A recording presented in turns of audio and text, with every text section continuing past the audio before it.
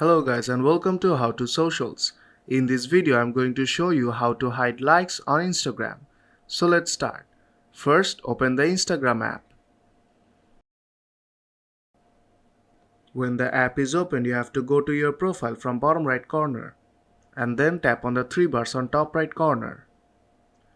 Then go to settings. Now tap on privacy. Now here first you have to make your account private. All you have to do is tap on the toggle and then tap on switch to private. And there is another way you can hide likes.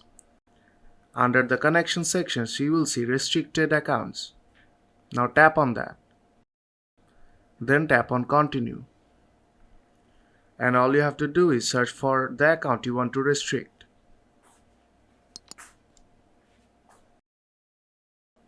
And then tap on restrict. And you can also restrict them by going to their profile and then tap on the three dots on the top right corner and then tap on restrict. And then tap on restrict account.